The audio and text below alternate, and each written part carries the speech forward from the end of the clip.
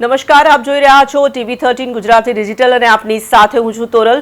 સ્થાનિક સ્વરાજની ચૂંટણી પૂર્ણ થઈ, પરિણામો જાહેર થઈ ચૂક્યા છે અને પરિણામો બાદ હવે એક નવી કવાયત શરૂ થવા જઈ રહી છે અને તે છે મહાનગરપાલિકામાં મેયર પદ કોના ભાગમાં આવશે અને સ્વાભાવિક મેયર પદ કોને મળશે, કોના ફાળે જશે, ખૂબ જ ઇન્ટરેસ્ટિંગ ચર્ચા છે અને આ જે વાત છે તેમાં અનેક નામો જે રેસ ચાલી રહી છે તેમાં ચર્ચાઈ રહ્યા છે અને તેને લઈને જ આજે આપણે મહત્વપૂર્ણ વાત કરવી છે। ખાસ કરીને આજે આપણે અમદાવાદ મહાનગરપાલિકાના મેયર કોણ તેના વિષય પર વાત કરવી છે। અમદાવાદ મનપા માટે અનેક નામોની ચર્ચા થઈ રહી છે।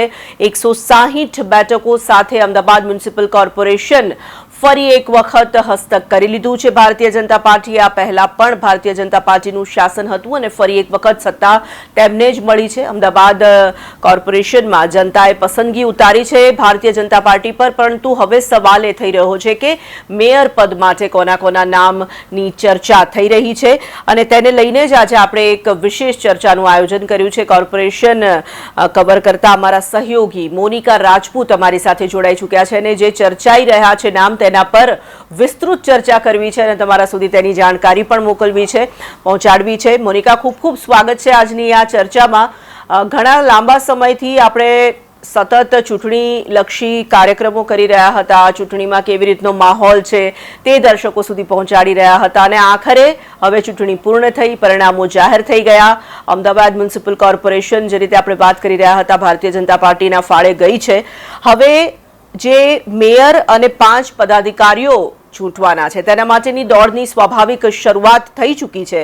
સૌથી પહેલા મેયર પદની આપણે વાત કરીએ। મેયર પદ માટે આ વખતે ઓબીસી પુરુષ માટે અનામત રાખવામાં આવ્યું છે, એટલે એ રીતના નામોની સ્વાભાવિક ચર્ચા હશે। કયા કયા નામ ચર્ચાઈ રહ્યા છે મોનિકા? બિલકુલ તે તોરલ, સ્થાનિક સ્વરાજની ચૂંટણીના હવે જે પરિણામો છે તે પણ આવી ચૂક્યા છે। 160 જેટલી સીટો જે છે ભાજપને ફાળે આવી છે, એટલે સત્તા તેઓની પાસે છે। જે પ્રમાણે હવે મેયર પદની જ્યારે વાત કરવામાં આવે તો આ વખતે ઓબીસી ચહેરા ઉપર અને પુરુષ ચહેરા ઉપર જે છે મેયર પદ જે છે બનાવવાની વાત છે। ત્યારે આ વખતની જ્યારે વાત કરવામાં આવે તો મેયર પદ પર જે થલતેજ વોર્ડના કાઉન્સિલર તરીકે ઉમેદવાર જે છે હિતેશ બારોટ, બોડકદેવ ના ઉમેદવાર જે છે ધરમસિંહ દેસાઈ, શાહીબાગ વોર્ડના ઉમેદવાર છે જસુભાઈ ઠાકોર। આ જે 3 નામો જે છે એ સૌથી અવ્વલ જે છે મેયર પદ માટે ચર્ચાઈ રહ્યા છે। હિતેશ બારોટની જ્યારે વાત કરવામાં આવે તો તેઓ પણ અગાઉની ટર્મમાં જે બીજી ટર્મ છે તેમની આ વખતની, અને તે અગાઉ સ્ટેન્ડિંગ ચેરમેન પણ રહી ચૂક્યા છે। એટલે કે આ વખતે મેયર પદમાં સૌથી વધારે જે દાવેદાર તરીકે હિતેશ બારોટનું જે છે નામ ચર્ચાઈ રહ્યું છે। તેની સાથે ધરમસિંહ દેસાઈની જ્યારે વાત કરવામાં આવે તો ધરમસિંહ દેસાઈ તેઓ એમની બોડકદેવ વોર્ડમાં ફર્સ્ટ ટર્મ છે એમની, પરંતુ તેઓ એમટીએસના ચેરમેન રહી ચૂક્યા છે। એટલે કે આ જે બંને નામો જે છે તેના ઉપર સૌથી વધારે ભાર આપવામાં આવી રહ્યું છે કે પણ એની સાથે સાથે જે જસુભાઈ ઠાકોર છે તેમનો પણ નામ ક્યાંક ચર્ચાઈ રહ્યું છે, કારણ કે ઓબીસી ચહેરાની જ્યારે વાત છે તો જેટલા 3 જેટલા નામો છે સૌથી વધારે ચર્ચાઈ રહ્યા છે। હવે ફેસલો હવે ક્યારે જ્યારે મેયર પદ નામ જાહેર થાય તે હવે જોવાનું રહેશે। આ 3 નામની તમે જે વાત કરી છે કે હિતેશ બારોટની વાત હોય કે પછી ધરમસિંહ દેસાઈની વાત હોય કે જશુભાઈ ઠાકોરની વાત હોય, આ 3 નામ ચર્ચાઈ રહ્યા છે, પરંતુ એની સાથે સાથે અન્ય 2 નામોની પણ આપણે ચર્ચા કરવી રહી મેયર પદ માટે। ખાસ કરીને દીપક પંચાલનું નામ પણ ચર્ચાઈ રહ્યું છે અને રાજુભાઈ ઠાકોરનું નામ પણ આ રેસમાં હોવાની વાત સામે આવી રહી છે। તમને શું લાગે છે, શું આ 3 નામની સાથે આ 2 નામ પણ ચર્ચાઈ રહ્યા છે?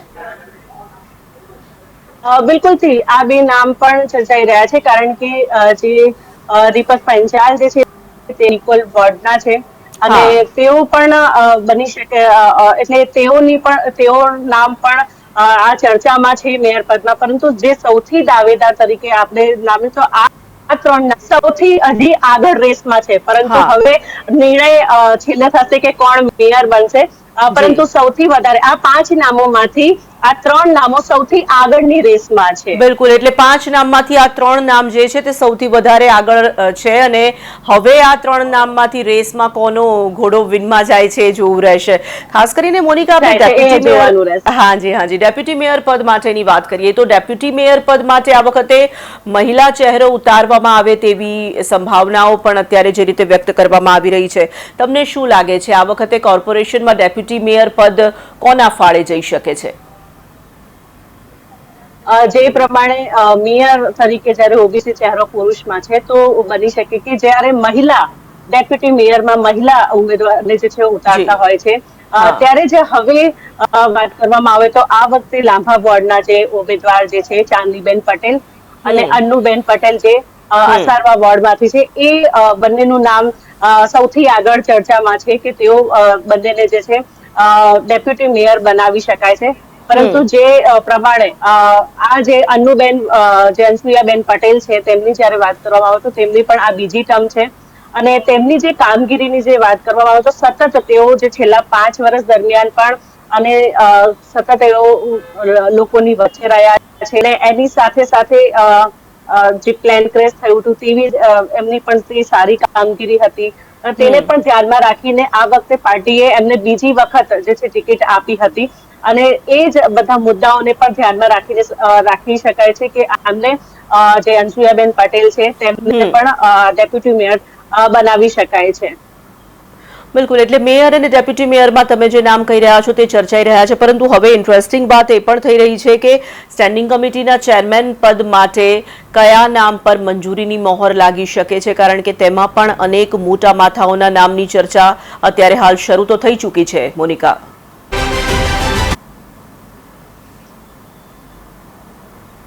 બિલકુલ, સ્ટેન્ડિંગ ચેક કરવામાં આવે તો જે પ્રમાણે મેયર માં ઓબીસી મેયરમાં પુરુષ ચહેરો હોતો હોય છે અને ત્યારે જે મહિલા તરીકે ડેપ્યુટી મેયર ઉમેદવાર તરીકે ચૂંટાવાના છે, તો બીજી તરફ હવે સ્ટેન્ડિંગ ચેરમેનની જયારે વાત કરવામાં આવે તો આ વખતે જે નામો જે છે તેમાં દેવાંગ દાણી, જૈનિક વકીલ, આ સૌથી વધારે આગળ નામ ચર્ચાઈ રહ્યા છે. દેવાંગ દાણીની વાત કરવામાં આવે તો તેઓ બીજી ટર્મ તેમની છે આ વખતની અને સાથે સાથે તેઓ અગાઉ પણ સ્ટેન્ડિંગ ચેરમેન રહી ચૂક્યા છે. 2.5 વર્ષ દરમિયાન તેમના કામગીરીને પણ ધ્યાનમાં રાખવામાં આવી રહ્યું છે. બીજી તરફ જૈનિક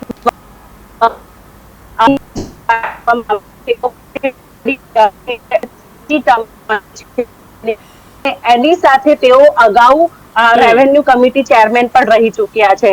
એટલે કે જે કોર્પોરેશનની જે કામગીરીની જયારે વાત કરવામાં આવે તો આ કામગીરીને પણ ધ્યાનમાં રાખવામાં આવી રહ્યું છે. એટલે કે સ્ટેન્ડિંગ ચેરમેન ની જે વાત છે તો આ બે નામ પણ સૌથી આગળ નામ છે કે જે આ બંનેમાંથી કોઈ એકને બનાવી શકાય, પરંતુ બીજા પણ ઘણા બધા નામો છે. પરંતુ હજી જે હાલ જે ચર્ચામાં આ સૌથી વધારે બે નામો ચર્ચાઈ રહ્યા છે સ્ટેન્ડિંગ ચેરમેન માટે. બિલકુલ મોનિકા, શાસક પક્ષના નેતાને દંડક પદ માટે કયા કયા નામની સંભાવનાઓ દેખાઈ રહી છે? એવું લાગી રહ્યું છે કે સિનિયર કોર્પોરેટર્સ જે હશે તે લોકોની વચ્ચેની આ રેસ હશે, આ પદ મેળવવા માટેની કવાયત હશે, પરંતુ આ વખતે ઘણા બધા જે ચહેરા છે તે નવા પણ છે, કારણ કે આ વખતે જે ટિકિટ ફાળવવામાં આવી હતી, જે ઉમેદવારો ઉતારવામાં આવ્યા હતા, તેમાંથી ઘણા બધા લોકોને પહેલી વખત ટિકિટ મળી રહી છે અથવા પછી યુવા ચહેરાઓ પર પ્રાધાન્ય આ વખતે કોર્પોરેશન, અમદાવાદ કોર્પોરેશનમાં જે રીતે મૂકવામાં આવ્યું છે, તો તેમાં શું સંભાવનાઓ દેખાઈ રહી છે? જે પ્રમાણે આપણે જે મેયર, સ્ટેન્ડિંગ ચેરમેન, ડેપ્યુટી મેયરની જે વાત કરી, અત્યાર સુધીમાં જે નામોની આપણે ચર્ચા કરી એ તમામ છે. અગાઉ એ લોકો પાસે પદ રહી છે, લોકોની આપણે ચર્ચા કરી છે, પરંતુ આમાં સૌથી એ છે કે આ પદ હોય છે એમાં સિનિયર લોકોની જરૂરત હોતી હોય છે અને એ સિનિયર પદને ધ્યાનમાં રાખીને તમામ જે નામો જે છે ચર્ચાઈ રહ્યા છે. હવે જે શાસક પક્ષની વાત છે, જે દંડકની વાત છે, તો એમાં જે સિનિયર નેતાઓની જે છે ખાસ તો ચર્ચા ચાલી રહી છે, જેમાં સિનિયર નેતાઓમાંથી બની શકે કે ઘાટલોડિયા વોર્ડમાંથી જે પ્રવીણ પટેલ છે તેમનું પણ ક્યાંક નામ ચર્ચાઈ રહ્યું છે.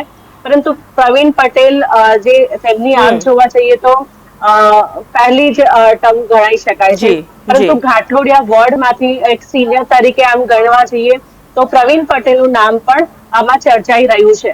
પરંતુ હવે આ જે તમામ જે નામો જે છે તે તો આખરે પ્રદેશમાંથી નક્કી કરવામાં આવશે. અહીં બિલકુલ નક્કી થશે. મોનિકા, 10 થી 15 દિવસની અંદર સંભાવનાઓ જે રીતે વ્યક્ત કરવામાં આવી રહી છે કે સામાન્ય સભામાં 5 પદાધિકારીઓના નામની જાહેરાત થઈ શકે છે, પરંતુ એ પહેલાની આખી જે પ્રોસિજર હોય છે, જ્યારે કોર્પોરેશનમાં આ મહત્વના પદ માટે નામ નક્કી કરવામાં આવતા હોય છે, તો અત્યાર સુધીનો શિરસ્તો આ કેવી રીતનો આપે જોયો છે? કેવી રીતે નામની જે પસંદગીની જે આખી પ્રક્રિયા છે તે પાર પાડવામાં આવતી હશે? નિરીક્ષકો શું નીમવામાં આવશે, નામ મંગાવવામાં આવશે, ત્યારબાદ થશે શું આખી પ્રોસિજર છે? બિલકુલ તોરલ, જે પ્રમાણે આજે નામો જે છે 3 જેટલા આપણે 4 થી 5 નામો જે છે નક્કી થતા હોય છે. તમામ શાસક પક્ષના હોય, મેયર હોય, ડેપ્યુટી મેયર હોય, સ્ટેન્ડિંગ ચેરમેન હોય, દંડક હોય, આ તમામ જે 5 જેટલા નામો જે છે નક્કી થતા હોય છે, 5 નામો, અને ત્યારબાદ એ 3 નામ ઉપર જે છે સિલેક્શન, અને ત્યારબાદ એક ફાઇનલી નામ જે છે જાહેર થતું હોય છે. અને આ જે નામો જે છે નિરીક્ષકો દ્વારા જે છે ખાસ તો શહેરમાં મોકલવામાં આવતું હોય છે, અને શહેર બાદ જે પ્રદેશમાં જે નામો મોકલવામાં આવશે તેને લઈને એક પાર્લામેન્ટની જે બેઠક હોય છે, અને એમાં પણ આ નામોની ચર્ચા કરવામાં આવતી હોય છે. અને આ ચર્ચા બાદ જે છે ફાઇનલી જે છે કોણ જે મેયર બને છે તેનું જે છે ખાસ તો એ નામો જે છે જાહેર કરવા, એ નામો જે છે નક્કી કરવામાં આવતું હોય છે. અને આખરે અમદાવાદ મ્યુનિસિપલ કોર્પોરેશન દ્વારા જે પ્રભારી હોય તે નામ લઈને આવતા હોય છે, અને ત્યારબાદ એ નામો જે નામ જે છે બોલતા હોય છે, ત્યારબાદ જે છે મેયર પદની જાહેરાત થતી હોય છે. પાર્લામેન્ટરી બોર્ડ મળશે અને ત્યારબાદ આખું આ જે ચયન કરવામાં આવશે તે નક્કી થશે, એ વાત જે રીતે સામે આવી રહી છે. ખેર, જ્યારે પણ કોઈ મહત્વપૂર્ણ હોદ્દા માટે નામ પસંદગી કરવાની હોય છે ત્યારે નેતૃત્વ દ્વારા જ નક્કી કરાય છે, અને તે હંમેશા આપણે ભારતીય જનતા પાર્ટી સાથે જોતા આવ્યા છીએ. તો શું લાગે છે કે અત્યારે આપણે જે કયાસ લગાવી રહ્યા છે, કે જે અટકળો પર વાત કરી રહ્યા છે, એવું પણ બની શકે છે કે સાવ નવા જ નામ સામે આવે? એવું કંઈ લાગે છે કે આ નામમાંથી જ કદાચ 1-2 નામ જે છે તેમાંથી જ નક્કી કરવામાં આવશે? શું સંભાવનાઓ અને શક્યતાઓ તમને લાગી રહી છે? જે અત્યાર સુધીમાં આપણે વાત કરી છે, આ તમામ જે નામોની વાત કરી છે, તેઓ લોકોની પાસે અગાઉ પણ પદ રહી ચૂક્યા છે, પરંતુ તેઓ લોકોની પાસે અનુભવ બી એટલા છે. એટલે આપણે આ તમામ નામો ઉપર ચર્ચા કરી છે, અને એના ઉપરથી આપણે અંદાજો લગાવવામાં આવ્યો છે કે આ નામો જે છે જે મેયર પદ માટે છે દાવેદાર છે, અને ડેપ્યુટી મેયર માટે દાવેદાર છે, સ્ટેન્ડિંગ ચેરમેન માટે દાવેદાર છે. પરંતુ અંતે ભાજપ દ્વારા તો ક્યારેક એવું પણ બની જાય છે કે એક નવો ચહેરો સામે આવતો હોય છે. આ વખતે યુવા ચહેરાઓને એ લોકોને જે પ્રમાણે વાત કરવા તો ઉમેદવારો તરીકે ચૂંટાયા છે, પરંતુ જે પ્રમાણે યુવા ચહેરાને હજી આ પદ એવા આપી દે એ નક્કી નહીં કહી શકાય છે. પરંતુ જે પ્રમાણે જે આપણે નામો જે ચર્ચા કરી છે, આજે જેટલા પણ નામો જે છે એ તમામ નામો જે છે ખૂબ જ સિનિયર છે, અને આ જે નામો પર એ તમામ લોકો જે મેયર હોય કે ડેપ્યુટી મેયર હોય, આ તમામ પદ માટે તેઓ દાવેદાર પણ છે. બિલકુલ, અમદાવાદ જેવા બિલકુલ મોનિકા, અમદાવાદ જેવા મહાનગરના મેયર બનવું એ સ્વાભાવિક રાજકીય પક્ષ સાથે જોડાયેલા અને ચૂંટણી જંગમાં ઝંપલાવતા તમામ લોકોનું એક સ્વપ્ન હોય, અને મેયર પદ મળવું, અને એ પણ અમદાવાદ જેવા મહાનગર માટે મેયર પદ મળવું એ ખૂબ મોટી વાત હોય છે. એટલે સ્વાભાવિક જે રીતે નામની પસંદગી થશે એમાં ઘણા બધા જે આસ્પેક્ટ્સ છે તે ધ્યાને રાખવામાં આવશે. મેયર સહિતના પદાધિકારીઓના નામની આપણે ચર્ચા કરી, પરંતુ સાથે સાથે તમે કોર્પોરેશન ઘણા લાંબા સમયથી કવર કરો છો, તો તમે વધારે નજીકથી કોર્પોરેશનની આખી જે સિસ્ટમ છે તેને સમજી રહ્યા છો. જે ઉમેદવારો પસંદ થયા છે, 160 બેઠકો સાથે જ્યારે ભારતીય જનતા પાર્ટી મનપાને હસ્તક કરી શકી છે, તો જે ચહેરાઓ હશે સ્વાભાવિક ખૂબ કેટલાક નવા હશે, કેટલાક ખૂબ કદાચ જૂના હશે, પરંતુ પાવરફુલ હશે, નવા હશે, તેમાં પણ શક્યતાઓ જોઈ હશે, ત્યારે તે લોકોને સ્વાભાવિક ટિકિટ આપવામાં આવી હશે, ઉમેદવાર બનાવવામાં આવ્યા હશે. મજબૂત ચહેરા, મજબૂત દાવેદારો તમને આ 160માં કોણ દેખાઈ રહ્યા છે? આમ અત્યાર સુધીમાં જે નવા ચહેરાની સાથે સાથે વાત કરવામાં, પરંતુ અત્યાર સુધી જે નવા ચહેરાઓની વાત કરવામાં આવે તો હજી સુધીમાં તેઓ લોકો જે છે વોર્ડ લેવલ સુધીમાં કામગીરી કરી છે, અને ત્યારબાદ તેઓ લોકોને જે આ ટિકિટો આપવામાં આવી છે, અને ત્યારબાદ તેઓ લોકો જીત્યા પણ છે. પરંતુ જે નામો આપણે જે ચર્ચા કરેલી છે કે આ આ ખૂબ જ સિનિયર છે અને તેઓ પહેલા પણ જે કામ અને બે ટર્મ સુધી તેઓ લોકો કોર્પોરેટર રહી ચૂક્યા છે. જેમાં હા એક સ્ટેન્ડિંગ ચેરમેનમાં એક ભાગેશ પટેલની જ્યારે વાત કરવામાં આવે તો તેમની જે આ ફર્સ્ટ ટર્મ છે, તો પરંતુ તેઓ જે છે ખૂબ જ કહી શકાય કે તેઓ પણ નોલેજ ની વાત કરવામાં આવે કે સ્ટેન્ડિંગ પદના તેઓ પણ દાવેદાર હોઈ શકે છે, કારણ કે તેમનું જે કહી શકાય કે તેઓ આગળ પણ જે જોડાયેલા છે ભાજપની સાથે જોડાયેલા છે તેઓની ખૂબ જ સારી છે, તો તેને પણ ધ્યાનમાં રાખીને એક ભાગેશ પટેલનું પણ નામ છે. તો તેઓ પણ જે સ્ટેન્ડિંગ ચેરમેનના તેઓ પણ દાવેદાર હોઈ શકે છે, તેવો અંદાજો આપણે લગાવી શકાય છે. બિલકુલ, એટલે મેયર પદ સહિતના પદાધિકારીઓના નામ આજે સામે આવી રહ્યા છે, તેમાંથી આખરે કોના પર મંજૂરીની મહોર લાગે છે તે ખૂબ નજીકમાં ખબર પડશે.